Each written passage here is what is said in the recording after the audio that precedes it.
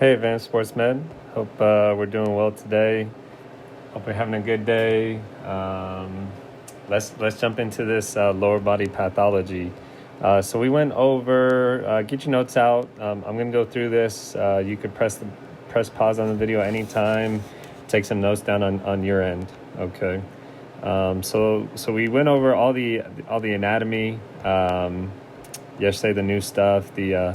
The new joints, acetabulo-femoral joint, pelvic girdle, tibial-femoral joint, knee joint, talocrural joints, the ankle joint, and then the different joints in the pes.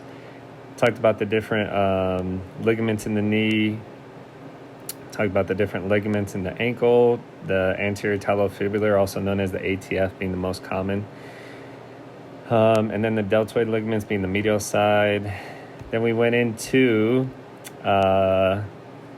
blood supply, so we got the abdominal aorta jumping down to the femoral, branches off to the popliteal, which you remember is on the posterior side. That's not what I want to do. So is on the posterior side of the knee. Then that branches off to the tibial, which is medial, perineal, which is lateral, and then the dorsalis pedis pulse or artery, which is on the dorsal aspect of the foot. Right. Talked about the lumbar plexus. We've got the dermatomes and myotomes. Hopefully you got those videos done. And now we're jumping into the PowerPoint, like the actual pathologies. All right. So the first thing we're going to start off with are contusions, just a fancy name for bruises, right? So there's two main ones we want to talk about on the lower extremity. One is a hip pointer. One is a quad contusion. So the hip pointer is something that happens right at the iliac crest, right, which is on your pelvic girdle. It's the superior bone on your pelvic girdle. So it's when somebody gets hit on their pelvic girdle, it's on the superior aspect of it. And the reason why it hurts so bad is because a lot of tendons attached there. You got your gluteal muscles that attach there. You got some low back muscles, your obliques attached there. So when you bruise those tendons and you go to move and go to walk, it's super painful. To the point even where you probably even be sitting out a couple days, right? And some people might give you a hard time for, sitting out for a bruise, but it's legit. So some treatment for that for sure would be, we're going to rest, we're going to ice, and you need to pad it up, right? You need there's different pads you can make to pad that area, and depending on your sport, what you can do. And then typically a gradual return to play helps. And also, just light stretching, when you get a bruise or when you injure something and it causes that internal bleeding, that area has a tendency to get really, really tight. So just some light stretching is always good. Next, the quad contusion. So you guys have all had this before. I think some people have, right? A lot of people have. It's like some people call it a Charlie horse. But man, this is really bad. Like if you take a knee to the quad, super painful. It's going to be painful. You're going to have some edema. And there might be some ecchymosis or maybe not, because if you see here on this picture over here, it's deep. So the ecchymosis doesn't always come to the surface. And then there could be a feeling of it being like hard when you palpate it. It's kind of hard. And I'm telling you, depending on the severity, after it happens, 10 minutes after it happens, it's kind of hard to walk. And what really, really hurts is knee flexion is super painful. You want to stay in knee extension because it's more comfortable. However, that's not good. If we stay in knee extension, that quadriceps is going to get super, super tight and you're going to lose range of motion. So a key treatment for this, let's see what's going to show up good here. A key treatment for this is ice compression, E-stim with your knee flexed. All right. So you want to be in the flex position. So that way you're increasing the range of motion of that quad. Okay. You want to work on range of motion. And then also, we haven't talked about this too much, but ultrasound is a good treatment. Moving down to labral injuries. So look, I know this is kind of a graphic picture, but see right here, this part right there, that's your acetabulum, right? That's the socket of the femoral acetabular or acetabulo-femoral joint. A labrum, just like in the shoulder, if you remember complications with dislocations, but The labrum is this dense connective tissue. Can't even see that. Is this dense connective tissue right there. So what the labrum does is it provides depth in the joint and makes it more secure. But you get a ton of injuries on your labrum in your hip joint. And for a long time, they were misdiagnosed. Like people thought it was just like a hip flexor strain. But it's actually has turned out to be a little bit more prevalent to have hip injuries. So there's two main different types of MOIs for this. So anatomical, that's not a good highlighter for this. Anatomical, that's not a good highlighter for this either. Anatomical and overuse versus chronic. So number one, anatomical is just like you're born with that certain anatomy. Born with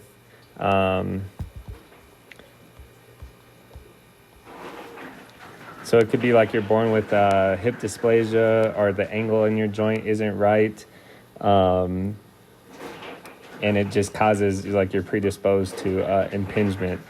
Second is overuse. So this is really common in like volleyball athletes, track athletes, people that do a lot of hip flexion and jumping. Overuse, that should say overuse and chronic. But there's an acute mechanism, which is MVA, which stands for motor vehicle accident. So you could tear your labrum like in a car accident, but that's usually the acute way. Otherwise, the most common I'd say is chronic. Most common. It just happens over time, and you get impingement, and then you start injuring your labrum. Now, signs and symptoms. So these are kind of important to note, and this is why they've been misdiagnosed. Okay, so yeah, anterior hip pain. Yeah, I think you would think that if you have a labral injury, you'd have anterior hip pain. But see, the thing is back pain and radicular pain down to the knee. These are the three main symptoms of it. So you'll have anterior hip pain, but this also has referral pain to your back, like something's wrong with your low back. I don't know, it's happened a bunch of times where students will come to me, they'll say their back hurts, we'll take a look at their back, and actually it's their hip. And then also the radicular pain, which is pain that radiates down to their knee. So these are all kind of the key symptoms for it. They don't all need to be there, but it could happen. A special test for this, and I think it's on their skill sheet, is the log roll, which we could go over in class. So a special test for this is a log roll. Okay, now femoral acetabular impingement, FAI. Okay, so this is like kind of the more specific labral injury. Now let's get into the two types. So there's two types of impingements. You got a cam impingement and a pincer impingement. And look, so you can see here, so pincer, you can see right there, cam, you can see right here. So with the cam, there's a bony growth on the femur that causes the impingement of that labrum there. With the pincer, there's a bony growth on the acetabulum or on the pelvic girdle, and that's what causes that impingement there. Treatments for this. So obviously, and I think I'll always advocate for this, but if you can avoid surgery, you want to try to avoid it. But obviously, there's certain times you can't. So some key treatments for this. So posterior chain strength. So that's like hamstrings and glutes. They're posterior chain. Flexibility, especially anterior hip flexibility. Core is huge. And then we got conservative versus aggressive. So all this stuff is conservative treatment. Aggressive treatment would be surgery. And also something else that has shown to be pretty good treatment is like stem cell injection.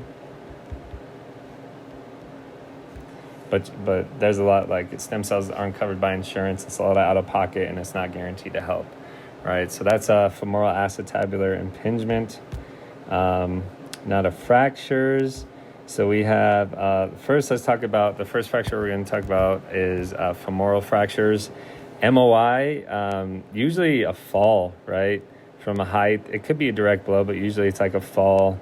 This is an emergency, mostly because, I don't know if you guys remember, but like what runs right through here is an artery, right? And if that fracture happens and there's like a cut in that artery, it's a lot of blood that's going to happen. Most common spot is surgical neck. That's where it's most commonly fractured. So the surgical neck is right there. Let's see if I could get this essential skeleton. I'll show you.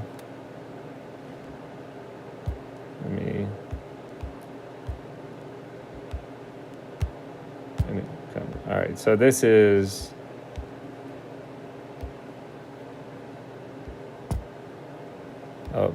this is what I want. This is the surgical neck right there, right? That's most commonly where it happens.